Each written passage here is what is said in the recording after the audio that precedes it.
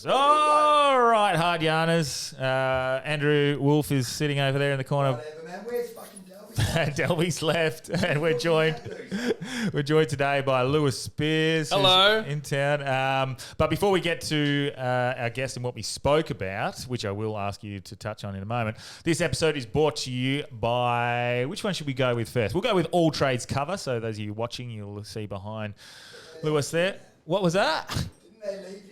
All Trades. No, Man, they bought you a sign? they bought us a sign. Bro, That's all they got. Just got a sign. I'm calling Manscaped. I want a fucking sign. So alltradescover.com.au, they if you're a tradie, big business, small business, they get around you and support you through any sort of troubles you might have on site. They're pretty decent with that. And then Elliott Insurance, if you want to get around them, the same sort of brand. But yeah, I won't give you specific examples because John told us to stop giving specific examples for legal reasons. So that's not great. But alltradescover.com.au, hit them up and they'll give you plenty of help when it comes to that. We're also sponsored, this episode's brought to you by Vibe Culture. They are a supplement that's got electrolytes. It's got some amino acids. I thought they sold vibrators. Perfect. They got a bit. That'll dehydrate you though, wouldn't it? Definitely. Yeah. That'll get rid of your fluids. But they're awesome, man. They're pretty ladsy, but they're pretty good for the hangovers. They've got a little bit of caffeine in there, but like Kyle Legacy said the other day, you probably don't want to snort it, but they're pretty. Suppository, maybe? You probably put it in a wet rag and chuck it up your ass. But yeah, it's bloody good. You put 400 mils of water, chuck a half a scoop in it or a scoop in there, and it's bloody good. Tastes like a juice. Actually tastes bloody good. So it's definitely worth it. And then the final sponsor for today, we got Kahuna Golf. Kahuna is golf attire. They've got the shirts, they've got the hats, they've got shorts, rags, anything when it comes to golf attire. They're the goods. Breathable, feels good, looks good. It's that nice retro bright colours. I think you'd like it. It's pretty good. I don't know if you like golf. I'm too tall for golf. I haven't found a club you are very that fits tall. me. But yeah, they're great. They've got a discount code that's HARDYARNS15. So if you want a 15% discount on their attire, get to their website.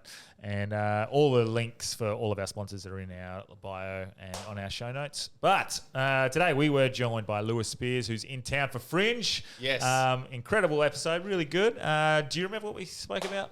Yeah, we spoke heaps about my protest. I got protested in Melbourne during one of my shows, That's which sounds pretty crazy, but they do protest over anything in Melbourne. So we get into the protest for my jokes that I told about the Dalai Lama and the aftermath of that, and the Perth Fringe Festival, how I'm enjoying Perth, and also all of my jaw surgeries that I got. I'm debuting my brand new head, actually. I haven't done a podcast since I got this. So And it looks very nice and fresh there. when I get these braces off, it's fucking over for you. All right, well, very good episode, really. Thanks so much for coming on, and let's get home. Welcome to Hard Yarns Podcast. I am fucking fat. Anything Chris White says, please disregard it. 5D is actually a state of being. It's a unity consciousness. That was Hard Yarns with me, Frankie Rose. So I'm going to throw it over to your co-host. Daniel Delby. And Cameron Branch. I would do this and then I'd gong. Free in attendance for the millions listening at home. Let's get hard.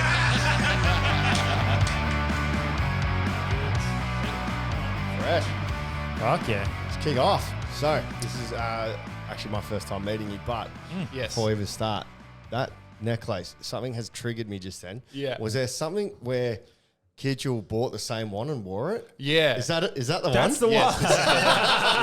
That's the one. I was looking at it going, where is this ringing a bell from? And I'm thinking like Chris Angel, like magician. And Your then it memory just is went, fucked, click. man. That is so good. Well done. Yeah, because I wear this all the time, and Luke Hidgel and I, we did a podcast together, and to shit me, he bought the exact same one. But I got him back big time, though. All good. We had a live show coming up, and he organised to fuck with me. Yeah. He got the same necklace 3D printed for everyone in the audience, which is a good one.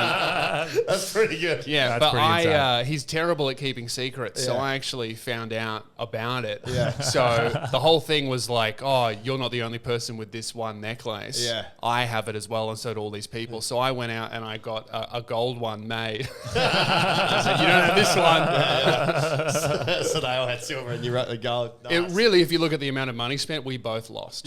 Fuck yeah. yeah. So you're both on that sort of viral through content sort of Yeah. bandwagon, I guess. Is Yes. where is that where it starts for you? Like, where's it? Because we know a bit about you, but like Yeah. maybe go back to how it all started for you, because that's interesting in itself. Well, I started in 2012, so I always knew I wanted to be a stand-up, like from the first time I ever saw it. My mum took me to the comedy festival when I was like 14 or 15. I saw Leno and Woodley, and I was I want to do exactly that. Yeah. And it was their farewell show. They've reunited now, but at the time it was like their last show, I Yeah. think for like almost 10 years. Yeah. And so I think looking back on it, I didn't realize it as a kid, but looking back on it, it was like not just I want to be a comedian, it was also I want that amazing connection with an audience. Because at the end of the show, they did a Q&A, and it was like people that had been seeing them for like 20 years. Yeah. Like they're hardcore fans that were like 100%, happy for them, but devastated that it was ending, yeah. you know? Yeah. And looking back on it, it was like, I want to do stand-up, but I also want to forge that beautiful connection with like people that like what you do. Leno and Woodley are more like almost skit-based, hey? They're Yeah. very, very silly, which Yeah.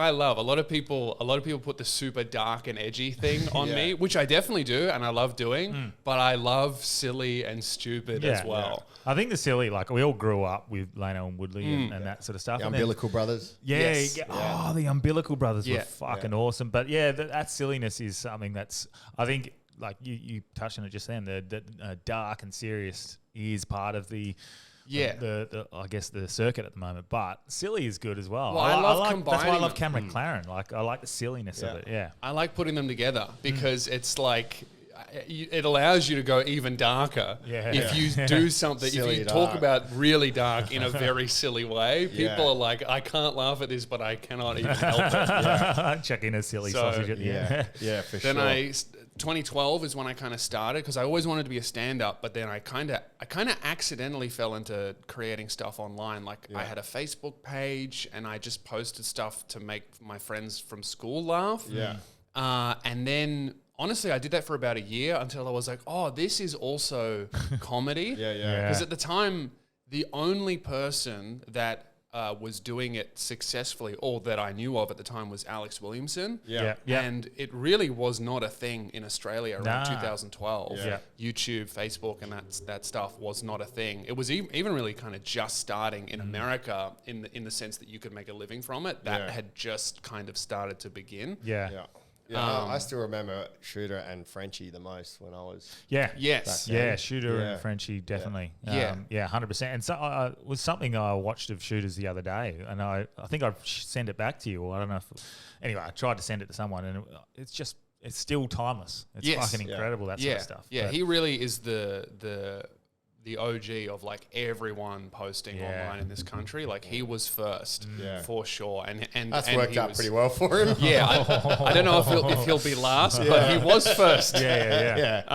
But yeah, so that's kind of how I started, and then I was posting on Facebook, and then I was like, oh, I want to be a stand-up comedian. So I just did it for like a full year. Didn't tell any of my fans or anything. I just did open mics, and was trash because the beauty of having an online audience is people will come to the show, see you. but people will come to the show. Yeah. So the downside of it is if they like you online, they're like, they have this expectation of like, he's going to be at least this funny. Yeah. And you have to be better than that. Yeah. Because if you're worse, Yeah. people love saying, oh, he sucks live. Yeah. He's better. Yeah. Like music's the same. Like, oh, his Yeah. albums are good, but he can't sing live. Yeah. So you were It's smart like enough any- to understand that. Any celebrity or any YouTuber that puts a live show on. Yeah. Yeah. Well, it Especially happens going all into the time. stand-up, it's a whole different art form. Yeah. Yeah. So And different.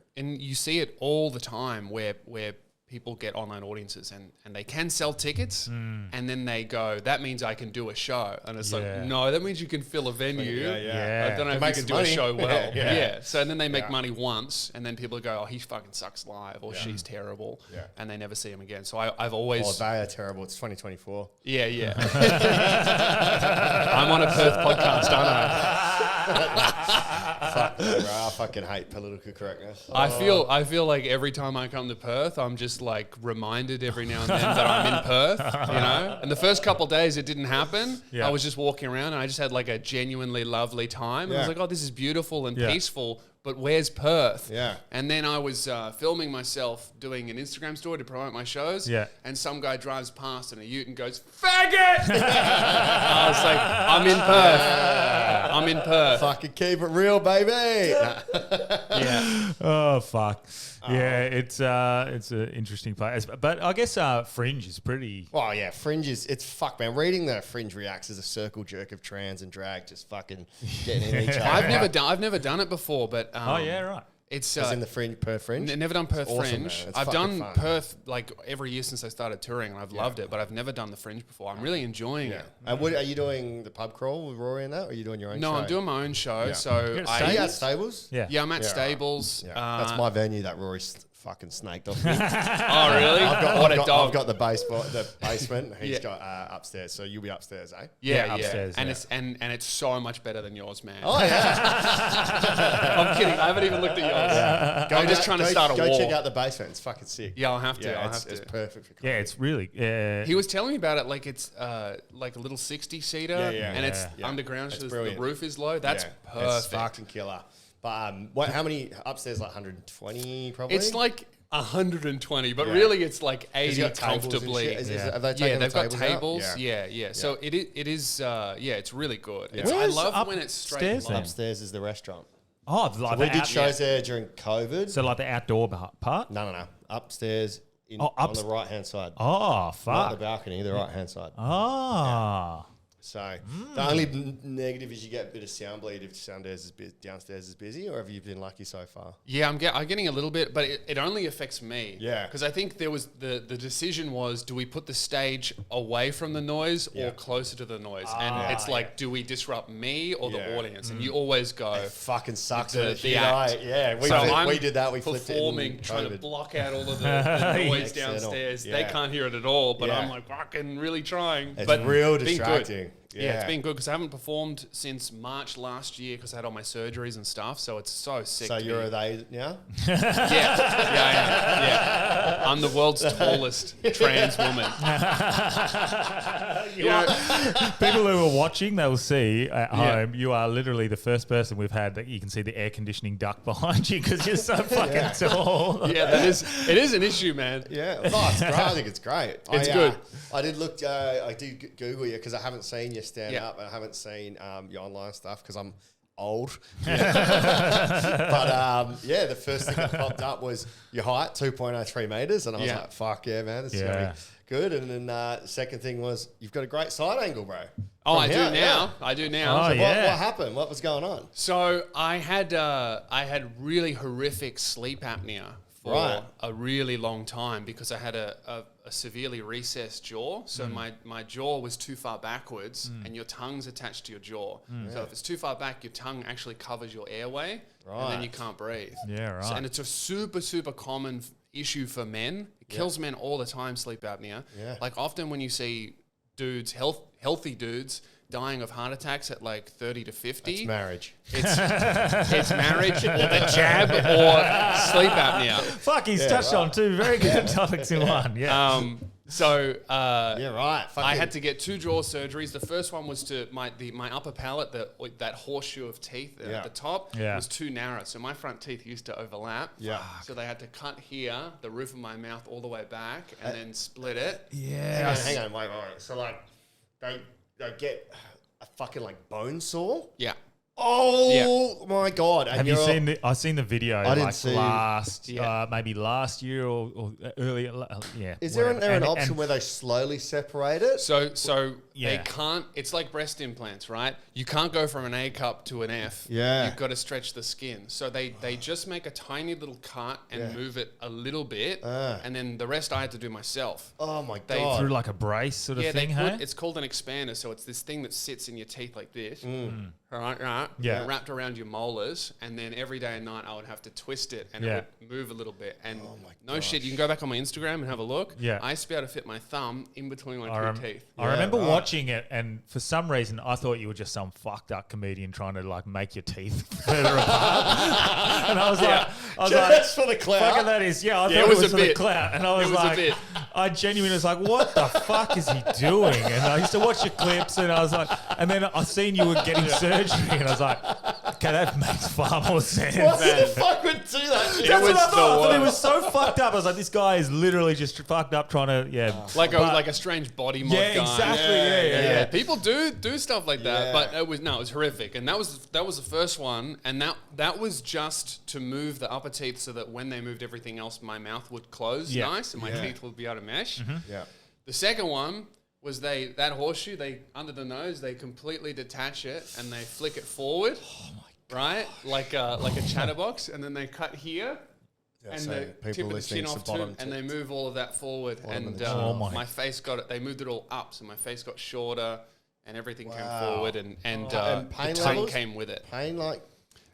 Oxycodone, brother. So So you're now addicted. it honestly was, the pain wasn't that bad. The pain from the expander was awful because that was in for 6 months. Yeah. So it's just consistently. It's like having a cheese grater in your mouth. It's really bad. And I was lisping and spitting, and I did a tour because I needed the money really because the surgeries are so expensive, and it was just fucked. And after the first surgery, that first one doesn't make you feel any better. It just makes the second one possible. So it's like all that pain for seemingly nothing. Yeah. And then the second one completely cured me, and I just kind of finished recovery like the end of November, around December. Wow. Yeah. Insane. I used to be able to fit a 50-cent coin between my teeth. Yeah. Really? Yeah. What'd you do to fix I that? had genetics. What, like, Well, I got punched in the face no. by my student. What'd you do to fix it? Got punched in the face by one of my students and then got veneers. Oh, excellent. So workers' comp. I did not know that. Yeah. So back in when I was teaching. Did you deserve it? It was an accident. Yeah. It was an accident. Yeah. The But I accident- did deserve it. Yeah. So I accidentally called his mum a slut. He just it was well, allegedly he was walking towards me and not looking, and then I scared him, and it was just a quick reaction. Oh, the punch reaction. Yeah. Literally. That's- I for some reason, I just thought you were just like stopping a kid's fight. And No. accidentally got hit. He wasn't looking. He didn't know it was me, and I sort of jump scared him, and he turned around and What, like, when the clown in the bin and he... yeah. It was the scare cam reaction. Oh my He God. fucking banged, and my teeth just because they'd already been fucked up from fights and everything, so they just fucking fell apart. I was like, what the fuck? Oh. I had a natural gap, and Yeah. then my friend's a dentist, so I So went fix there. that shit. Yeah, so I got What a veneers. blessing. Yeah, it was like a Yeah. blessing and a curse. But I do miss my gap, Mo. I really do, because it was sort of like who I was. Yeah. You know, It's And now weird. It's you lose a really bit of weird your when identity. you look different. Like I look completely fucking different to Yeah. how I used to. Even How my do you nose feel has about it, changed like shape. mentally? You feel Obviously, better? Or- like if I was not me, yeah. it looks better. Like objectively, I'm more handsome, and I look because my skull was deformed basically. I was retarded. I go to the surgeon. I'm like, oh, what are the side effects of this? Because I was worried about my voice sounding different or Yeah. a bunch of different things. And he goes, look, there aren't really too many side effects. It looks a lot scarier than it is. But one of the common side effects is you'll probably notice a severe cosmetic improvement. I was More like, DMs from like, oh, he called me ugly. He's like, you won't look like that anymore. Well, you'll be in the next Indiana Jones for the Crystal Skull Part 2. Holy fuck! The platinum skull. But how does that go? Like while you're on tour, like trying to deal with that pain, and then trying to. It's hard enough to fucking get around. I guess when you're in pain. Well, yeah, it was horrible. Like, and I was really, really sick too. Like that's the people always kind of focus on the pain of recovery, and that sucked. But like, I was so ill. Like, I was not going to make 50. Why? Because of that point. Because of It was the just sleep apnea. Right. So it was just so what sleep apnea does is you are suffocating the whole time while you're asleep. So I did a sleep study, and this is when it was the least bad. I stopped breathing about 57 times an hour. Jesus. And sometimes that's for a couple seconds, sometimes that's up to a minute or more. And hell. it got twice as bad as that towards the end. Wow. And what it does is it stresses your heart heaps because you're fighting for breath. It's like drowning in your sleep. Like you're all night. waterboarding yourself. Yeah. So it's like you don't rest at all, you don't heal, you don't recover. So it was like unbelievable fatigue. Yeah. your immune system brain would fog. be constantly I get sick all compromised. the time. Yeah, and like I couldn't sleep. I would stay awake past 10 p.m. If I read a book, I would fall asleep. Doctor told me you can't drive. Like all of that type of stuff. I did. There's a sleepiness scale test that you should do if you think you may have this. Yeah. And I was like almost the absolute highest you can get on it. So it's like really, really bad, and it fucks with your mental health heaps because sleep and deep sleep is where your brain kind of processes everything that happened in the day and puts it all away as like memories or your anxiety goes down and it flushes the brain and the body, and it's basically like how shit you feel after like 3-day bender. It was more like 4 years. Yeah. That's how serendipitous, because I was trying to get a sleep expert on. Speaking to Delby about it. We're doing next week. We got someone coming on talking about breath work and how important that is for your health. So that's, fuck. I've been struggling with my sleep a lot in the last. I don't know what it is. I don't know if it's my bed or the aircon or my neck. I don't know what it is. Did you listen to any of the Corey episode? No. Because we addressed that, and overtraining, overworking is a huge part of sleeplessness. Yeah, right. So potentially that's where you're at. Could you feel yourself waking up all the time and get frustrated, or was it just an unconscious No, response? Pardon the pun. But sometimes I would wake up, but rarely, because I was so exhausted. I would sleep through it, So I'm unconscious, but I'm not resting. But sometimes I would get huge like adrenaline surges and wake up like yelling or trying to fight. And I think it's because I started to die. And my brain was like, fuck. And like heaps of adrenaline. I'd wake up like yelling and ready to go. One time I pissed myself. Fuck. You're dying. Yeah. Wow. Because I guess your breathing would be an issue anyway to a point in sleep, would it? Well, even when it wouldn't be as deep. Even when I'm when I was awake, the breathe. Like I haven't performed since the second surgery, an hour show, and I'm it's easier. Sick. Like I can talk for longer without having to take a breath because the surgeon explained it's some math term. Because air can compress. It's like every millimeter you open the airway, that kind of means like 10 to 100 times more air can come in. And I've just noticed that, like breathing is better. My asthma isn't bad at all. Like the doctor was like, I used to go to hospital all the time when I was a kid for asthma. And he was like, you may not even have asthma as bad as you think. Wow. It's just that if your airway constricts even a little bit more than it already is, for the sure. impact is even more severe than if it were to happen to a healthy person. Yeah. So what? So did you get into REM sleep a lot? Were you dreaming or no REM, no dream? For real, didn't have a dream for about 4 years. Wow. I've just started having them about a month ago. They're good. Did you wake up? Oh, it was a wet one. Yeah. I fucking dream about freestyling, man. Yeah. I got sleep apnea. That's really good. I actually do.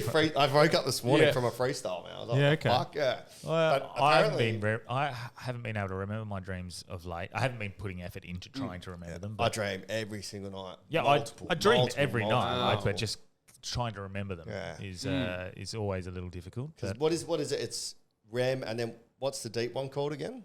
I think that is REM. REM. I think REM is deep. Yeah. What's the one where everything stops moving. Because there's like your rapid eye movement, but then there's the one where the body is just completely gone.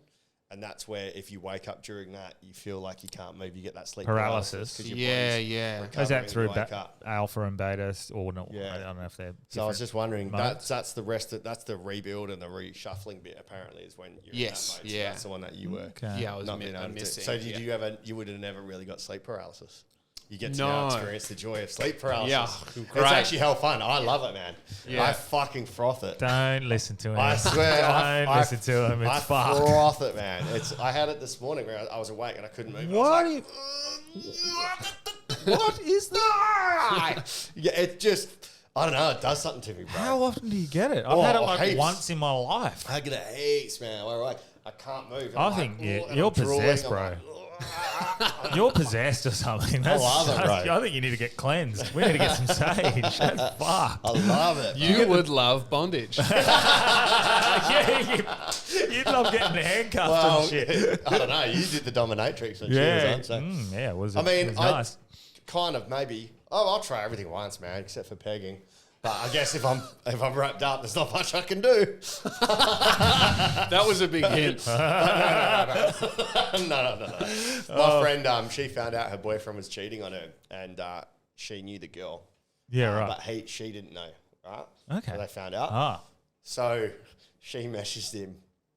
I probably butchered the story. She told me. I thought it was funny. She messaged him like saying, "Come back for a threesome." Blah blah. Blah. You know, I'm wearing all this, and then she got him in the room and tied him up with handcuffs.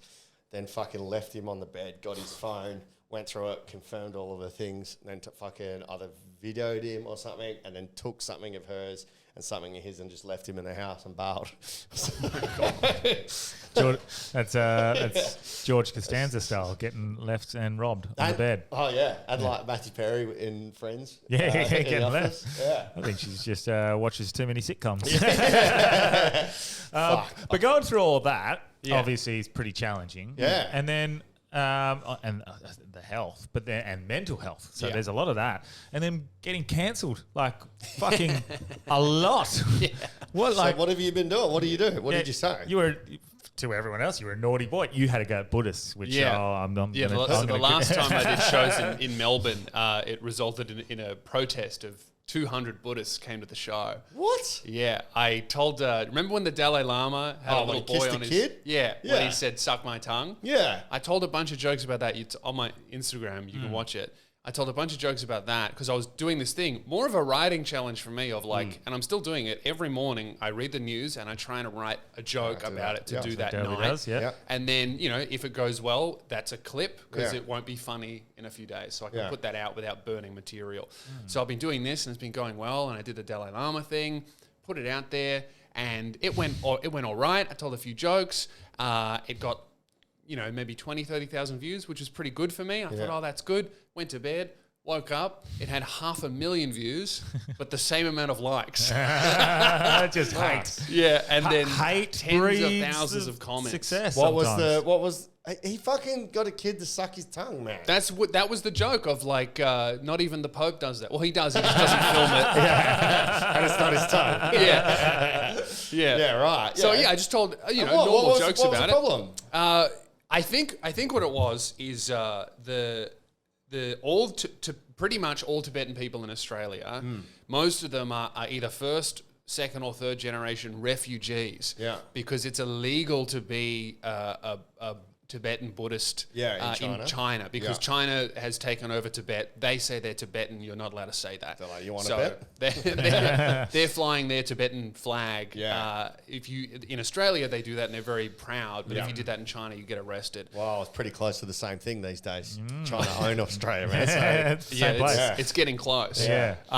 So I think that they're very, very angry, understandably, at China. And when this thing happened, the Chinese government used it to attack the Dalai Lama as propaganda. Not that he shouldn't have been attacked for trying to kiss a little boy. Yeah. But finally, they had an actual person to kind of yell at, which was me. Yeah. So I did that, posted that, did my show, and 200 Tibetan Buddhists showed up chanting, Louis Spears, not funny. Louis Spears, apologize. Wow. For hours I and thought hours. they preached forgiveness. There's because there's That's something. what I thought. I agree as well because I get into Buddhism quite a lot. But when I was went, getting death threats from Buddhists. Yeah. That's like getting a Yeah, but barbecue fine, from I'll a come vegan. back and I'll do it again. It's never the karma. religion that it's the fucking lunatic people that are the bad side of most religions. But if I I- remember if- I went to see the Dalai Lama when he came to Perth, and they had all the protesters saying he's not the true. They're like, Dalai Lama, who's not Dalai Lama. They Yeah. kept on chanting. Oh, the so thing. because I did a lot of research into it. Yeah. It's like different types of Buddhism, right? Yeah. There's like how They must be like the barmy army of the Buddhists. yeah. Come on up. Yeah, I think that the Tibetans are definitely the most oppressed Buddhists Yeah. for sure. Yes. Yeah. Like I thought it was cool. Like, they were downstairs flying a flag that if they flew that in Tibet, they would go to prison. Yeah. So I thought it was really cool that they were able to do that Yeah. and to voice their opinion. 100%. But these people were so intent on and explicitly saying their goal was to silence me and to cancel me. And I find that so ironic that they're in this country Yes. so that they can be who they are and have their opinions and their beliefs. Yeah. But they're trying to stop anyone from criticizing their guy. That reminds me of a certain trans community. Oh, jeez. It fucking happens a lot. Where Yeah, no, they you're try to right. cancel everybody else after they've been oppressed, and they put that oppression onto someone else because you get that feeling of power back. Ah, So the Tibetans- irony. Yeah. But well, it is what it is, man. I just think that it's so fucking ironic that Tibetans, Buddhists preach forgiveness and karma, you come back in the next life. It's like, It you'll was- just it was come back pretty and you'll do wild. it again. Yeah, and You what know, I had- like, what I are you had a going to few cancel me now comments. so I can do it in 5 more lifetimes? You know? I did have a few comments from people from Buddhists that were like really good of like, hey man, I didn't like this wasn't funny, but I Yeah. forgive you and all, and that's great. Perfect. But the vast majority were like real specific, kind of scary death threats. Like the police got involved because they were like, there's credible threats. There were undercover cops in the show. Holy Can you imagine shit. being... Who was he murdered by? A Buddhist monk.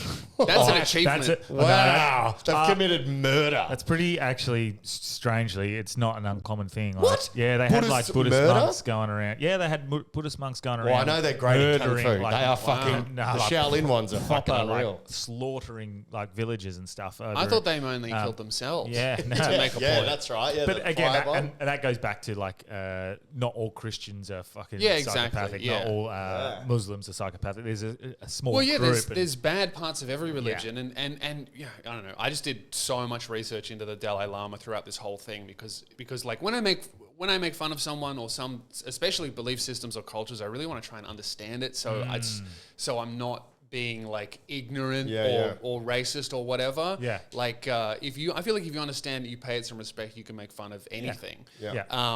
As long as you're not like actively trying to harm with your jokes. Obviously, I did some harm, right? But that was not my intention, so I don't think it's wrong at all. Yeah. But really interesting, the Dalai Lama, the man of peace, took a lot of money from the CIA That's interesting. Did to not sow know that. dissent. That feeds right into our conspiracy. Tell us about it. 'cause Tell this us is more. This is one we don't know. Well, so obviously, and it's a little bit foggy because this was when I was researching this with a sleep deprived brain. So Yeah. don't take this as gospel. But America loves anyone that fucks with China or creates dissent in China. Just as like China loves anyone who fucks around with us or America, right? It goes Yeah. both ways. But obviously, Tibetans want Tibet to be Tibet, not China. Yeah. And the Dalai Lama is kind of the figurehead or the leader of that.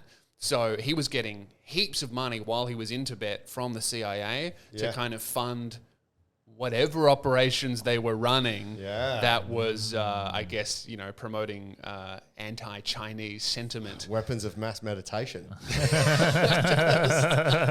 a good one. Fucking hell. That's good, yeah. That is pretty clever, though, because they are an anti-China and they're close to China. Tibet is, well, China say it's in China, right? Yes. But it would. It's kind of on the theoretically be fringes. on the I don't fringe. understand too much of Yeah. this side of it. But if the Americans are putting money into that to resist China and to piss them off or to take their... It's like a less successful Taiwan. Yeah. You know, Yeah. where Taiwan's all the kind of tea like... countries. Yeah. Fuck, man. Yeah, it's interesting. And then, so how did you find out that the CIA was paying the Dalai Lama? It's was on it this Wikipedia. Dalai Lama or was it the last Dalai Lama? It's this one, yeah. Right. It's on Wikipedia. But yeah, there's... Well, they're all the same one, I think. Yes, Apparently. they're all reincarnations. Yeah. So their belief, or this type of Buddhist believes that the Dalai Lama is basically like Jesus, right? Yeah. He is God, Incarnate. incarnated, and he gets reincarnated every so often. Yeah. So this kid, when he was a kid, was born. His name was Tenzin, and now he's like some 80-something-year-old guy. Yeah. So. Like Muslims, they all call their kid Tenzin, right? So Just hoping Muslims that- call their kid Muhammad, and Yeah. now they're all called Tenzin. Yeah. But eventually, this Dalai Lama will pass away and reincarnate, and he'll have a different name. So Tenzin will go out of fashion. Yeah. You know, it goes obsolete. I think so Tenzin was first and everybody followed that trend. I thought you meant every parent called their kid Tenzin hoping that the Dalai Lama would come into their kid. He already did that. The Dalai Lama would reincarnate as their kid. so. I think it goes back to Gwada Siddhartha, I think he's now. Yeah, something like that. And that's the original. That was the prince that went and meditated under a tree for 30 days and come up with the principles of Buddhism. And it's that soul incarnate as it's gone forward. But anyone can become a Buddha in Buddhism. So you can be Buddha. If you reach enlightenment. Yeah, so Buddha is literally just the term for enlightenment. Because I went to a Buddhist retreat and it was Shakyamuni Buddha was the one that they worship. So Shakyamuni. But then there's Theravada Buddhism and all these different branches. I Definitely, guess. yeah. I think the end result, for us, the ultimate goal of being a Buddhist would be to reach nirvana, which is protesting at the front of his shop. yeah. That is nirvana. But basically, to reach nirvana means you have to avoid yourself of all attachments, and that's quite difficult. I think we're living in a 3D world. The best thing we can do is try and live in a you have to understand that ego plays a role as well as detachment from ego. Finding that little balance between blinding your intuition and guts with the ego and balancing it, and that's this. All these people try and seek nirvana and detach like those fucking Buddhist psychos. I think that's too much. But fine. They're supposed to let go of attachment, and they've attached onto his clip. Well, it's and they fucking won't let that go. I think if you detach from everything, you seemingly are relying a lot on other people to sustain you. And I'm just going to point out a big flaw of Buddhism. To detach from Buddhism means you are no longer to call yourself a Buddhist. Because that is an attachment. That's a label. I've said it before on the pod, but I got an email about Buddhism and I had to open an attachment. And I was like, you've automatically failed. So I didn't. I wonder if it was a test. I didn't open it. And I'm like, that's good. You step passed. one, Get this man in a row. What are you going to say, bro? Sorry, I cut you off. I don't know what I was going to say. But it is. I've always found that. But that's also kind of the irony and the riddle and the beauty of Buddhism is the fact that to detach from it, you have to. What is it? You have to stop trying to do it, but to stop trying, you have to stop trying to stop trying. That's just it sounds like a pyramid scheme to me. It's paradoxical in itself. So it's one of those things. Instead of trying, like when I did the mushrooms, and it was saying let go, stop trying to let go and let go. That's the same sort of method. It's like stop trying to detach and just detach. It's like that's another one. Like all the psychedelics and stuff is really interesting. That it's.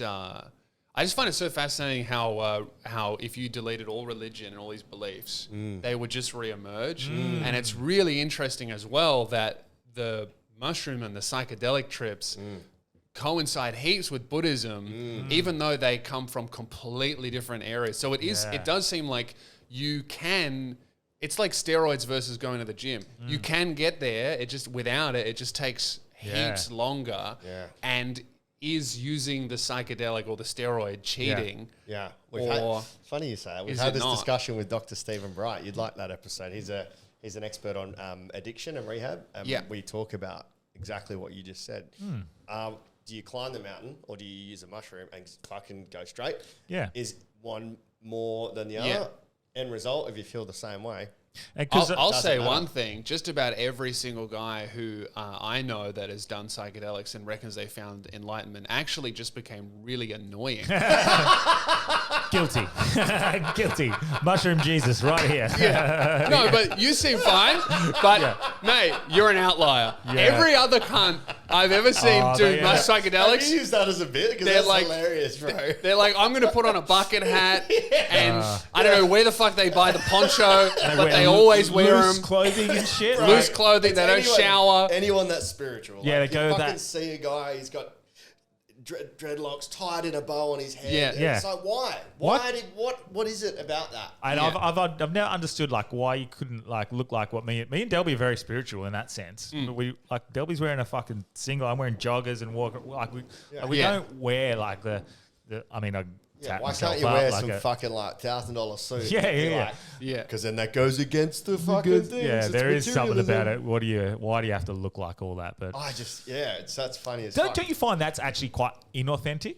Yes. That's like I'm Yeah. I'm Yeah, I'm leaning trying into a to look. be this. Yeah. It is Yeah. very interesting that like you take the psychedelics and you lose your ego, but all of a sudden you're dressing a certain Yeah, way. right, That's yeah. very interesting. Yeah, the ego of identifying as somebody that doesn't have an ego. Oh man, Yeah. It's that fucking full circle. I feel like. We should draw it out on a circle thing. Do you Do a think? mushroom, lose your ego. Join a group to have an identity as spiritual because it feeds your ego. It's fucking- Crazy, don't keep isn't going it? around. I think eventually you end up sort of realizing that instead of just talking about it, it's like just fucking live the actions that you want to live, and you don't like dress how you want to You dress. are what have you to- eat and how you look. Like you have the mushroom, then you put the bucket hat So, yeah, on it's to look like the mushroom. 100%. That's what it is. Yeah. Absolutely. There is a case for the cheating. I think Yeah. now Yeah. I was against it until I had mine. I was not against it. I understood the place for it, and I said that to Stephen Bright when he was And we're on. talking about cheating with mushrooms. Mushrooms, Yeah, getting yeah. to the end point of like sorting through PTSD and anxieties. Yeah, all and that stuff research is coming out now. They just legalized MDMA therapy in Australia. like that. and psilocybin, both of Yes. them together. But Very difficult to have though. He's Dr. Bright said only one psychotherapist has managed to actually be certified. Yeah. And the money that it costs to do it, it's almost prohibitive to people that need it. But they're Yeah. getting to One a session, point what did where you say? It was like $8,000 or something. I think he was saying it was gonna the whole course would whole be course. $50,000 or something Yeah. like that, and that's because you got to get the therapist, you got to get the room to do it, it's 2 or 3 weeks of Yeah. prep prior. And They don't give you a post, like- bicky and they're like, go fucking listen to yeah. some music and come back. and then Yeah. It's all controlled. But the exciting part of what he was talking about, and this is still a fair way away, is that health insurance providers will start looking at it as this is going to save us in the long run money, because instead of them going to a therapist fucking 4 times a week and us having to cover that, True. we can Yeah. do one hit of psilocybin and then they never have to go again. Yeah, well, Yeah. there's also I can't remember what it's called, but it's for complex PTSD, and it sounds like fucking bullshit, but it really works. And Herbalife. It replicates REM sleep, so it's half therapy, half hypnotism. It has a name. I'm sure someone in the comments will write it. It just escapes me at the moment, but. Therapist has like a stick or a token or something, and they move it back and forth, and they get you to recount the traumatic thing, watching your friends die, getting assaulted, whatever happened to you. Yeah. They get you to talk through the memory as they get your eyes to follow this, and your eyes mimic what they do in REM sleep. Right. And doing that, your brain re-experiences the memory in a very safe environment. Oh, wow. And then because PTSD is basically, me paraphrasing, but you're reliving the horrible thing and it feels dangerous again, and that's why you have your panic attack. Yeah. Whereas you do it in a safe environment like this, and you basically recontextualize the memory in your own brain, so that when you do re-experience it with your PTSD symptoms, you re-experience The safe retelling version. it in the safe place. That'd be so interesting to see some peer-reviewed, see if that's... I'd love to see Well, that. apparently there is heaps Yeah. of stuff. No, Like, I've I heard- know yeah, people if you who've know the done it. name of it, No, I've find the heard name. rumors of that as well. Not rumors. I've heard about that. I before, can't remember but what it's called. Someone will comment, but it's always on TikTok or something. You're like, Yeah. oh fuck. But this is the thing. And I mentioned this with Emo.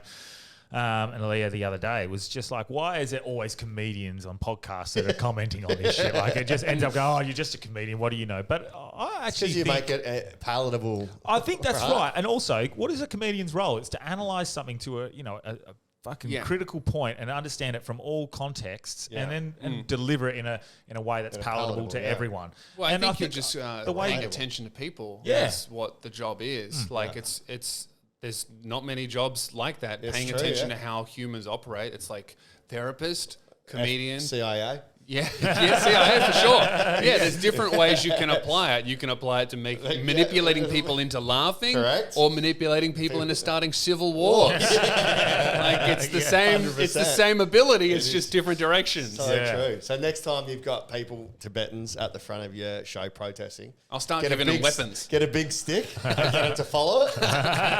just hypnotize. You actually think I'm very funny. When you saw it, it wasn't as bad as you thought. You know, it was the worst when I was backstage because they were chanting for hours. I'm backstage. You know, when you're backstage, you're trying to run through your act. You're trying to hype yourself up. I'm trying to psych myself up. All I can hear is Lewis Spears, not funny. I'm going, no, you're very funny. You're gonna do well. That's your traumatic. That's your traumatic thing now. You've got to go watch a thing. Lewis Right, Spears is funny. It was Lewis Spears embarrassing. is funny. It was just so embarrassing, man. Because I was doing the full festival run. I had 23 shows. Every other show was selling really well. They protested a fucking Wednesday. Perfect. I only sold 20 tickets. Yeah. Right? 200 protesters showed up. And then 5 of my ticket holders were too scared because of the protest. So it was about only 15 audience members, 7 undercover cops.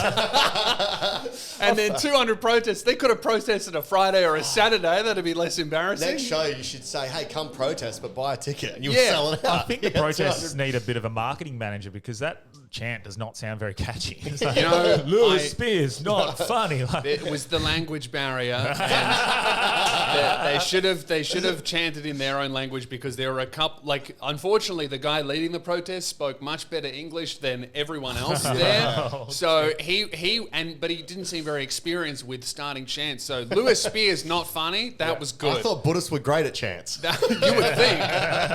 Another one was It's like their number one fucking go-to. That's the whole thing.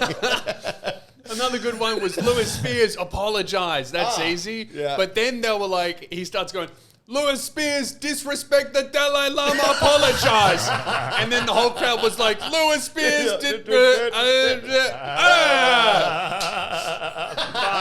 It was a struggle. You got to keep it simple. oh, fuck. Fuck. How old are you? I am 30. I turned 30 a couple of days ago. Fuck. Happy birthday. A couple of days ago. Happy birthday. turned 16. Nice. Yeah, 10 very days nice. before Australia Day. My brother's the 26th. Yeah. Oh, Australia. Australia Day. What day are you talking about, Delby? I don't know. You mean I don't know. Invasion Day, mate? Fuck, I don't know, bro. Whatever day it is, It's always interesting. going to be a problem. Here at Fringe, I've never done it before, but apparently a lot of the shows are cancelling the Friday because it's a day of mourning, and a lot of the Fringe staff. That's such a fucking fringe thing to do, bro. Honestly. This was just explained to me by another comedian. I didn't know anything about Sorry, it. I I've wasn't never having done a go at Fringe. you, But yeah, like my show got cancelled, and I just found out about it. and I What, was the like, Tibetans heard about it? yeah, maybe. But yeah, apparently a lot of the Fringe staff are just taking the day off and refusing to work, and so a lot of shows are getting It's a cancelled. lot of virtue signaling, bro. Honestly. It is very interesting. I'm interested in it because you Honestly, like, why can't we come together on yeah. Australia Day? Yeah. I think the perfect solution to this, because no matter what day it is, no matter what day, it represents the same thing. for now it does. It represents the same thing. Yeah, 100%. And it's already been moved 100 times in the past. It's always been a different day. If the 26th of January was a massacre or whatever it is, Yep. no matter what day we move it to, I'm sure there's going to be another time in colonialism where Aboriginal people were oppressed, murdered, or genocide occurred. I'm sure. If we can find a day where it doesn't work, beautiful. Yeah, I think But no- I think the day should be moved because even just looking at it seems a silly thing to commemorate. Oh, they landed. Yeah. It's like that. It wasn't Australia. It was Van Diemen's Land. Yeah, I yeah. feel like there are other. You know, what I think should happen. I think that we should get the fucking English flag off our flag. Yeah, and then we figure that's it out. Australia Day. Yeah. And we- Whatever day it is? Yeah. Mate, May the 8th has always been a good one. Mate. I like that. Mate, Yeah. mate. Yeah. But I agree because, and I've said I'm all for the date change if it makes people happy, but making it an appropriate one. And I said, well, okay, maybe it's the day that we apologised for the first time, or like a day where we went independent. That should be its own like acknowledgement. Yep. Like I think that's really important. Yeah. And if we move it to that, no one's going to have a barbecue on sorry for the genocide day. You can't do that. Yeah. I think it should point, be it should be changed the day, but we definitely should have one. Yes. And we just need to find a day that Agreed. But I think the day is still going to represent the same thing. If we move the date, to a point, it doesn't change like what it represents. And in 50 years' time, I think the same argument will circle back around if we move that date. Because I think that there will be still like, oh, we were colonized. That same argument will come. Even if we move it, think about 50 years ago. You're celebrating a country that is only here because you came and took it. Why don't we do it where we have the day and up until 12 or 1 o'clock is a day of mourning and recognition and understanding and reconciliation where you spend the morning reflecting. Morning. Yeah. Like you're mourn in the morning, and then the afternoon is a celebration of everything the way we've come together. we're gonna do better from now. Yeah. You know? I like that. I think that's a cool idea. I don't even. It's I mean, it's not even like do. I think because like do better triggers me, but I think that just coming together and celebrating together, like mateship and everything that we've had as a culture that is blended together, all the great things we do from the afternoon. There's nothing, why can't we do that? Because if we all come together in the morning and we acknowledge the traditional owners and we respect the traditional owners and we think about and we all know and acknowledge what happened. That's a nice And one. then we come together and we celebrate. That's a nice idea. Yeah. I also... Daniel Delby for Prime Minister 2027. I think talking about it a lot, and a bit of irony is we're talking about it now, it fuels division, and I think the ultimate goal of everyone is to come together.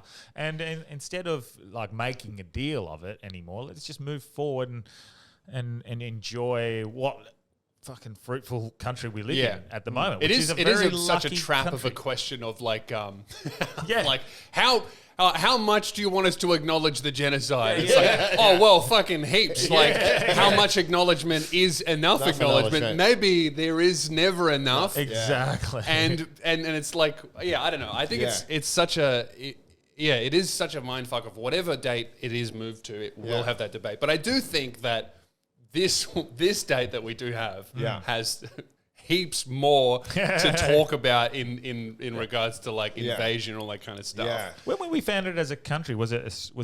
1901, first of the first, First I of think, the first. 1901, I mean, as a federation. I mean, but that's New Year's Day. We've already... Yeah, I know, but That's just an inconvenience. You know, that's like if you disregard that it's New Year's Day, that's on paper pretty good day for Australia Day. We became Australia. Touch wood. I think it's first of the first. okay, I know I think it's it is first of the 1901. first as well, is what I'd heard, and potentially That said, but maybe that's fucking the best way. Woolies, Woolworths Group have stopped selling Australia Day merch. Yeah, Well, it's all made in China anyway, so I think that's good. that's virtue. That's virtue signaling. Yeah, that's fucked. Because if they Leave it up to people to make up their own. I'm mind. sure, and I haven't done any research on this at all, but I'm sure if you dug into Woolworths and like who they buy things off or what, you know. How about land charge they- less for grapes? You fucking evil cunts. You know, how about that? You know, the liberals are going, oh, we need a boycott because they're not selling Australian flags. It's like, people are stealing bread. How about we boycott over that? It's getting Fucking grape culture at Woolworths. it's actually getting quite bad, that cost of living as well. Like, It's crazy. And you know what? They're going to do an inquiry, or they're pushing for one big time, and all of a sudden everything dropped by about 20-30%. Oh, You see the news of that? I noticed. It's like magic. I Is noticed. that where Woolies, there was a $4 watermelon, they were buying it for $4, and there was a guy on the side of the street selling his watermelon for $10. 7 kilo watermelon, because he was only getting $4 off Woolies, so he decided to start selling his own because they were selling it for 20, Yeah, right. buying it for 4. Yeah. So what did you They're notice? definitely doing No, it. I noticed the dip. Like at a point, I was like, "Why is this just?" Maybe it's I thought, crypto. Buy the dip. did the government fund some sort of subsidies? No, Did what they happened? announced an inquiry, and then the supermarkets were like, "Oh, we found some savings in our back pocket. Oops, accounting error." Because it was seriously bad, and as someone at the moment who's taken some big risks financially, He's just I'm invested in I literally, Dogecoin. I've shaved my head. That's what he said to me. He goes, I got a nude nut. I go, oh yeah, why? He goes, I need to save money. I go, the first place you look to save money is haircuts. That's one of about 50 places. Yeah. Delby. No, This- for but real, This is yeah. a perfect example. Like I can't, I can afford it. Like I can, but you know what I mean. Like I can't. Yeah, you can't be just frivolous with it at the like so many people who, even though they are making a lot of money, are like, I need to cut back a little bit because things are looking uncertain or things are getting more. How much more expensive are they going to Now- continue? Just don't to cut back become? on fringe sale tickets, Yes. guys. Because You know what? We're Don't- noticing lower sales. Yeah. we don't want that. You can't put a price on your mental health. Absolutely and not. humour. So for $30, Yep. you can have the same joy brought to your life as you would buy an $80 carton of beer. Save $50 and come and have a laugh. That's actually a really nice. Absolutely. Sentiment, I Delby. bought a new head recently. So I need the money. I've paid for head before in the past as well. So that's Look, brilliant. buy a poster, I'll let you feel my screws. Want to touch them? Oh wow! I just screwed his face. I did find this quite funny the other day because I was chatting to a mate and I was like, "Fuck, this is the challenging part of what I'm doing at the moment. I'm starting to feel the pinch with money. Yeah. Starting to feel it for the first time, and in a long time. And then a couple of my mates I was talking to, and they're not taking risks. They're fucking, working fucking electricians or plumbers or whatever. Well, they're and taking there's a couple of health mates and have got safety risks. couple of mates have got two jobs, and they're still only just getting by. And I'm like, Yeah. I'm doing what I really enjoy, and I'm just getting by. Well, fucking maybe it's not just me. Yeah. Yeah, I think it's it's a lot of everyone's people. feeling the pinch. Yeah, and people obviously subjective to But what you live they've and you live invested in within and- your means though as well. Like 100%. those blokes have probably got a lifestyle that they're used to, Yeah. and they have to have the second job to maintain, 100%. keep the wife happy, keep the kids happy. But the reality is, I need if the they two drop brand down, new cars that are updated yeah, every 2 years. if you Yep. drop that, I mean, even for me, it's $70 for me to get a skin fade and a beard lineup. Yeah. So, like, Again, and this I is get why I'm that- just shaving my head. Yeah, I get that once a week or once a fortnight. I know you're very regimental on it. Once a week Yeah. for a beard liner. Well, my skin fade. Beard Oh, lineup. So yeah. this is Yeah, because your hair's very short. yeah, it's Yeah. about 2 weeks. Delby's in. look You should is probably his- go every 3 days. But as Looking he at was you about- now? he was about to say, my look is my product. Yeah. Because I'm a marriage celebrant as well have as a to look neat stand-up. and So clean. Yeah, I yeah. always have to. You have to look how you look. I've got a wedding every single week. So for their videos and their photos, Yeah. I can't show up like a Buddhist monk. Actually, I could, because that'd be super clean shave, but I can't show up. 'Cause you don't No, like it to- is important. That's why Yeah. I've decided to triple my ticket prices now that I've got a better head. You know what I've noticed? People are treating me different at the shops. For real. What do you Really? mean? Well, I've just noticed I used before, because a big thing with me was I'm not very big, but I'm a pretty skinny guy. I was even more underweight. I was 6'8". I was like 70 kilos for a long time. Is that because of... Really small mouth? Eating was very difficult. And then I didn't know this at the time. Big surprise about this surgery. I'm putting on heaps of weight because I sleep and your body recuperates. It's like if you're a bodybuilder going to the gym all the time, eating properly. Yeah. If you're not sleeping, you won't put on weight. Yeah. Or lose weight either. If you're Sleep's trying to lose huge weight. for recovery. yeah. So I noticed I didn't change my diet. I didn't change my fitness regimen much at all. Yeah. And then once I was eating solid food again, Yeah. I put on about 10 kilos in a month, just like that. I was like, oh my God, I feel like this is how I've always Do you supposed feel to look. like you have more energy and like Yeah. feel better, yeah? Yeah, 100%. It's crazy. Like Yeah. I was just the other day, I did a show and I did a meet and greet.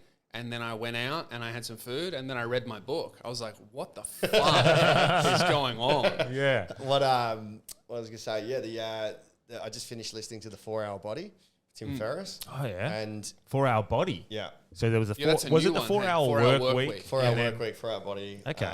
And What do you think of the 4 hour work week first of all? I Because love you it. It's recommended a lot it, of a lot of things that I already do, but a lot of stuff that I can start implementing. Because that was that one came Lots out a of- fair while ago, Yeah, hey? yeah, And yeah, that's a long time been ago, huge for a lot of people, hey? Yeah, it's lots of great advice. He's lucky he had a product that he could do that with, but there's lots of things that you Okay. can do to free up your own time. Yeah, okay. I'll have to listen. Things like, and I accidentally started doing it thanks to Mac Shane's Mrs. Aya. But little things like if someone emails you, I would feel that anxiety. I need to respond straight away. You know, you don't have to. You know, or like I would do meetings with couples, plan a coffee shop meeting. Now I'm like, no, let's fucking do it on a Zoom where you can be at home. You don't have that half an hour travel. I can show them. We can both be comfortable. And one of like the best advices he got is like, he doesn't need to do face-to-face meetings. No. Barely even phone calls. Just put it in dot points. Yeah. Have a chat about it or write it in an email. Yeah. And if there's anything further, then you pick up the phone and call. Yeah. And it's like minimizing all those distraction bits. He answers emails. Streamlining it was life, once a basically, week yeah. or once a fortnight even. Yeah, 'Cause all that stuff is really... Another one that's really worked for me is just like outsourcing a lot of the stuff I have to do to like Delegation. children Yeah. in poor nations. Like Tibet. That's what they were really That's what they were protesting. Just using like child labor, Yeah. it saves a lot of money. And all the big businesses are doing it. Yeah. So you're on Fiverr. Yeah, 100%. Yeah, all What my sort of jokes... stuff do you, I just outsource the writing of All my jokes are written by Tier 1 and children on Fiverr. What sort of stuff do you outsource? Because I was trying to find where I can outsource, but there's a lot of stuff where I really want that sort of control. Well, I you know, used to have a full team, and I had to let everyone go because I got too sick to kind of work, and I knew I had to, because each surgery was like 3-4 months off working because it was my head, so I had to have 2. So I'm in this interesting spot where I had a huge team, and then I had to let everyone go, so it's all come back onto me. Yeah. And I'm now finding out like what I actually do need other people to do and what I don't, because I was a very young employer. I employed between my business, and then also Luke and Lewis with Luke. I employed about 8 people, 6 to 8 people at any one time. Wow. And a lot of the stuff that I was paying people to do, I'm working out. Actually, I can do that myself. And in a much more efficient way. And then other stuff, I'm like, okay, I should not be doing this at all. So what, like, because we're getting to that point now, for example, where we're trying to figure out who can we get to make content, or what do we need, what should we prioritize? What was the first thing, or what are you seeing now that you could have done, and then you don't have to do? For me, editing is a huge one that you just don't need to do. I think when you're starting out, you have to do it. You have to learn how to do it, because if you never learn how to do it, you can't communicate with an editor properly. Clips, that is, or like, editing clips. I do YouTube videos as well, and I have a podcast and content, all that kind of stuff. So that's a big thing, because that, like a YouTube video, it just takes 6 to 8 hours to edit. Like the best guy in the world, it just takes that long, no matter how good you are. And that's like 6 to 8 hours that I could be spent thinking about stuff. Another huge thing though that I learned, like from now not having any employees, is I just didn't need to be there all the time. Like when you have employees, it's supposed to free you up, and especially as a creative, you need to have days where you do nothing, wander around and put stuff in your brain, you know? Like you need to see a movie. You need to. I need to go spend a week in Perth and go to Scarborough Beach and go, oh fuck, women do that, you know? Or I need to go and do something that I fucking hate, and then I've got 10 minutes on. Oh, I went on a cruise. It sucked. I thought. The big thing that I thought, like when I was an employer, was I have to be a good boss was really important to me, and I was like, I need to be there all the time. Well, it takes away the whole point of delegating. When it's hard really to let go, though, isn't it? You don't do that, because then you just end up micromanaging, or even people who don't need to be micromanaged just end up depending on your presence far too much. So I kind of work now. I've worked out that. Now that I'm getting a little bit of extra money to kind of give editing off to people, it's like, I don't need to sit there with them while they edit. I can just do a 10-minute phone call and go, here's the video, here are the important bits, here's the style that I want, send it off. They can email it back, and I can type up my feedback. And then we can have like a meeting once a week where we go, all right, here's everything that you've done. I like this. I didn't like that. And here's what we're going to do next week. And that's better for everybody. That's exactly what Tim Ferriss said. So you've nailed it on your own. And that's the thing that I think I'll make sure Delby's pretty good at keeping me in that point because I do all the videos and I'm a videographer and an editor myself. So it ends up being I'd be micromanaging. And so it'll be like my aim or goal is by I June. just don't do anything because he goes, oh, fuck this, fix this. I can't. That's in lowercase. You need it in capitals. I'm like, oh, fuck it. Well, you do it, cunt. So I end up like, with regards to like our content, like I would be. Needs to be streamlined. Yeah, I would have to let go. Yeah. And I'd have to go, right, I'm going to back you in. This is what we've done in the past. Here you go. And my aim is by sort of June, July, August to get someone on that we can pay regularly. Yeah, well, the thing is like a big thing that I learned as well is like if it's pretty, especially when it's your content, like if you're making it, it's very likely that you are going to edit it better than anyone else ever could. Even if they are a better editor than you, they're not you. Yeah. So you know exactly what you're at least trying to communicate. Yeah. So even if you didn't say it how you wanted to say it, you can edit it to come across as exactly what you... But as soon as another brain gets involved, they're not going to do it as good as you. But if someone is 70% as good as you are, but they're doing it 100% of the time, they're better than you because you don't have the time. Yep. Yeah, that's a great point. And that's a big thing that I kind of took on board. And another thing is like taking intentional rest. Yeah. Which I just didn't know because I never rested. So I was physically or literally or mentally. Yeah. Like I would wake up and I would feel worse. Yeah. So like sleep and not doing anything is a huge thing that I'm trying to do. Like yesterday, I went to Scarborough. You make that one of your tasks, bro. Like to do nothing. Oh, that's how I do it. Something. Yeah, exactly. Like I went to Scarborough Beach and went for a swim and spent the whole day there because I had a day. And it's like, well, if my work brain was like, no, I need to edit the clips for the show and do the podcast and all this kind of stuff. And it's like, especially when you're a creative, if you're not going out into the world and doing things, you have nothing to write about. Yeah. That's what you say a lot. Yeah, that's why you do it.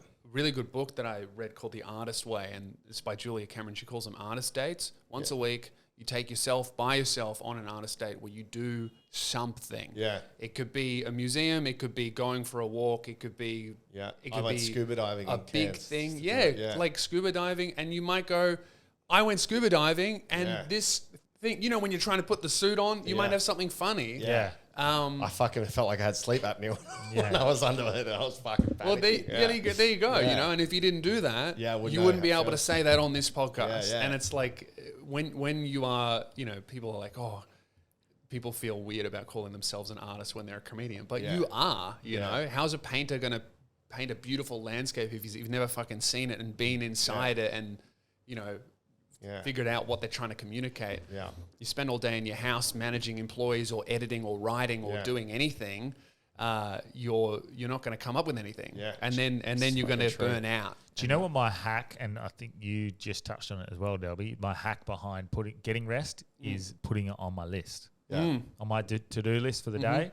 I've only really started putting in regularly through the day, and then putting aside certain days for rest. Weekends always, like, I try and rest one of the days, like fully rest, whether I've got my daughter or not. But yeah, during the day, I might go, right, okay, 30 minutes of nothing. Yes. Like watch TV, fall asleep, fucking have a bath. I don't give a fuck. Whatever it is, I put it in there, 30 minutes. I struggle so much because I'm like you. I'm like, I need to be fucking working. I need to run a wedding. I need to fucking, I don't need to do this. I need to advertise. I need to fucking da. Yes. I feel exactly the same. That shit, it's endless and it'll never stop. And it's pretty rare that when you don't do one of those things, it's bad or an emergency or something goes wrong. Yeah. Like if you really look at all the stuff that you need to do, it's only like one thing that you actually must do today. That's right. Everything else can be kind of pushed off eternally. And you know, you shouldn't do that all the time. Well, look what you do when you work for an employer. Like you've got your smoko and you got your lunch. Yeah. There's a reason that's there. Yeah. 100%. And it's required. And you just sit there and I don't care if you scroll through your phone, whatever they do when they're on their lunch break. That's what they do. They just chill. Like, and that's because you're working for yourself, you feel this, I can't do it. Yes. Like I've started, literally, that's my hack, is because I feel the same as you, with the same as you as well. Like, I need to get this done. I should be doing that. But if you schedule it in as part of your to-do list, I've had my 30 minutes. I can tick that box now. Like whatever it is. Yeah, your rest becomes productive. You know, it's that's someone productive rest. Yeah, a really weird person to pull from with this is Mr. Beast. Watched an interview with him. Oh, yeah. And he said, they were like, how do you do all of these things? And he was like, I used to be a workaholic and I would burn out all the time. I would just work until I couldn't, and that became really unhealthy. And now he goes, I don't have huge to-do lists. I just now think I need to always be doing one of two things. Number one, I need to be working. Number two, I need to be recuperating. And those are the only things that he says he tries to do. And that's so true, because even if you sit there for 4 hours resting and you feel like you're a bit of a lazy piece of shit, if you didn't do that, you would end up just collapsing and taking that rest anyway. Like, I did this to myself by pushing through my illness and just ignoring it because I so desperately did not want to be sick. So I ended up working myself into the ground. And then one day my alarm went off to catch a flight, couldn't take it, had to cancel a whole show because I was just sick. And then I disappeared for about 4 months where I just stopped. I couldn't do it anymore. And like, that's an extreme version because I was sick as well. But you can do that to yourself for sure. If you just push through it eternally and go, oh, I need to be doing this. You don't really. It's an email, bro. Yeah. It's true. Oh, and it's 100% like sometimes you find yourself like you've got deadlines. Or usually self-imposed deadlines. Always I'll get self-imposed, this done by Tuesday or something. You send it to a client or to whatever, and then you get to I'm not going to be able to get it done. You start stressing, you start feeling that anxiety, and then you just go. You send the email saying sorry, I've miscalculated. It's going to take another 2 days, and they're like, oh, all good, no worries, and you're like, I've just fucking stressed myself out for nothing. I should have just told them, no, it's going to be another 2 days. Generally, unless they're on a deadline, generally they're going to be like, no, that's fine. It's all good. I mean, how often have you been waiting on something that someone's doing for you and been surprised that it came in late and been like, oh, I didn't even notice, or they'll go, oh, sorry, I can't do today, and you'll be like, yes, I didn't want to do that either. Yes. Well, the recovery bit is so important. That for our body, he looked at the minimal effective dose of whatever it took. So why would you do 10 reps when you get the same effectiveness from 7 reps? And he came up with like, you work out, 2 days rest, work out, 2 days rest, because your body, if you're putting on 5 kilos, you need, say, 2 days rest. But for every 5 more kilos, you need to double that rest time because that's what it builds. So it went from like 2 days rest, a workout, 2 days rest, then it would be like 3 days and a workout, then 4. Because by the end of it, the protocol, like after 4 months, 12 days rest between workouts. And it was still the same as somebody that was working out that whole time. So which scares me because I'm like, fuck, like if you tried that, you would want to go in and... Yes. I've been working to my body lately. Yeah, and that's the smartest thing to do. Yeah, and I got to work to my body clock. Sorry, I got to shoot, guys. It was fucking awesome to meet. I'll see you. Nice to meet you, I'll see buddy. you upstairs. All good. We'll wrap it up in a minute anyway. But I've been working out to my body's pain tolerance, basically. So I'll just work out for, I don't know, like let's say I'm doing push-ups. Yeah. I generally do body weight and calisthenics. If it's push-ups, for example, and I can get 25 to a point of which it's discomfort, I'll go 3 or 4 more past the discomfort and then stop. Yep. That's how I do my reps and my exercise, because I think if you're listening to your body, you're putting yourself at a point of discomfort. That's where your body's tolerance is at that time. Yeah. And if you're to sit there and set yourself, fucking 30 reps and you are only capable that day of doing 15, well, you're overtraining as well. Yeah, you can definitely do that to yourself. I've been doing that with sleep as well. Like I've just been, I mean, this is a luxury of being a comedian and self-employed, but like I don't set an alarm unless I have a deadline or something I need to do in the morning. I've just stopped setting alarms. I try to go to bed at the same time every night. When I'm performing, it's all out of whack. But when I'm not touring, I try to be in bed at 10 and then read for like 40 minutes to an hour, no phones. And then I just wake up when I do. And it's made me feel so good. And I was reading heaps about sleep because I'd never done it properly in my life, right? Because I was ill. So I'm like, all right, well, let's figure out how you actually do it properly. And they reckon that the less you sleep, you can build up a sleep debt that you need to pay off.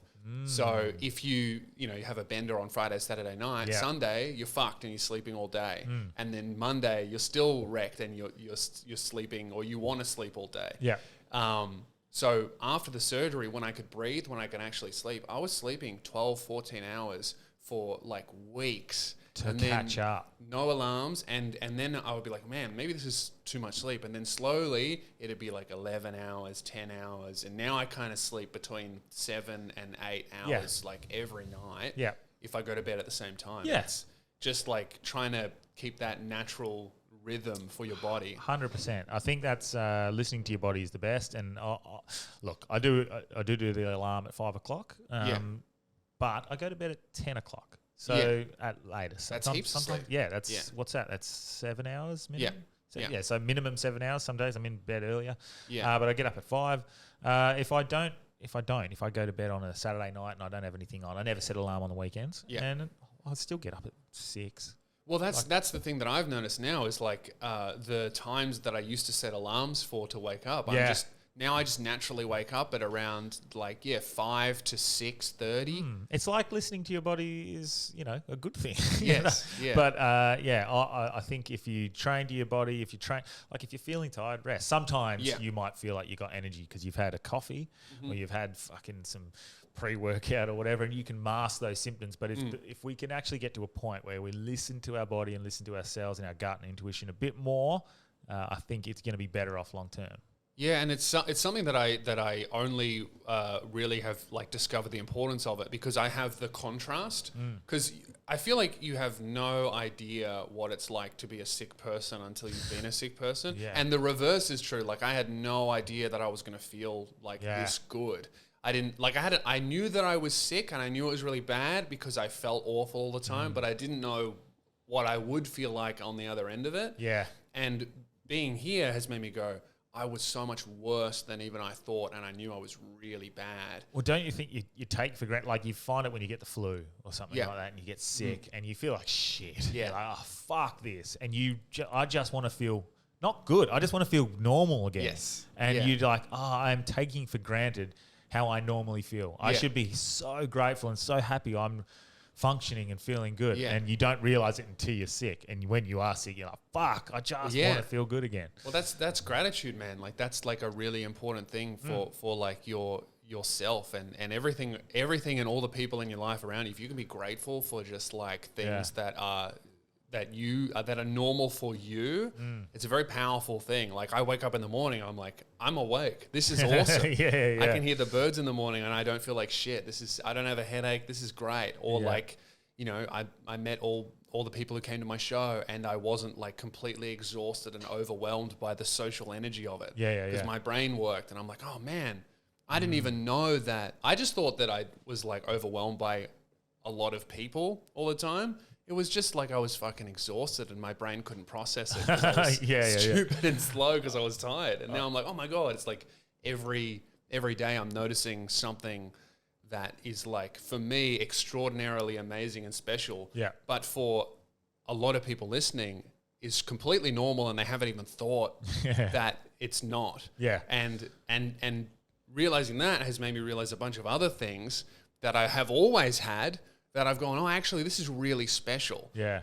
Good relationship with my parents. Yeah. For me, normal as fuck. That's what everyone. No, it's not. It's normal for me because it's what I'm used to. That's actually a really special thing. Yeah. To have a good relationship with them and to have both of them. Wow. It's all bloody subjective. It's all subjective. But we are bordering on cliches. Two straight white males talking about gratitude. Yeah, I know. We're going to get protested by all the Buddhists soon. But how are we going there? Yeah, an hour and 12. We'll wrap that up. That's it. Thanks so much for coming on, man. You got fringe shows to plug and fringe and whatnot shows. coming up? I don't know when this is coming out, but It'll come out tonight. Okay, so Tuesday night, Wednesday night, Thursday night, and Saturday night, then I'm gone. Okay. So get your tickets. It'll be a lot of fun. I've been really, really, really loving these shows, and you should come. They're sick. Sick. That's at Stables Bar. At Stables Bar, yep. LewisSpears.com or just Google me, Lewis Spears Perth. You'll find it. It's an excellent show. I've run it a couple times now, and it's really good. Fuck yeah. All right, cool. Well, I appreciate you coming on. I don't really have anything to plug. I think I'll be on probably a few spots through. I don't have Scotty next weekend, so I'll probably be on a few spots through Thursday, Friday, Saturday, Sunday. But I'll put them on my story, so I have no idea. I'll probably be with Kyle Legacy somewhere. But Volgende zeg. All right, no worries. I'll speak to you soon. Uru.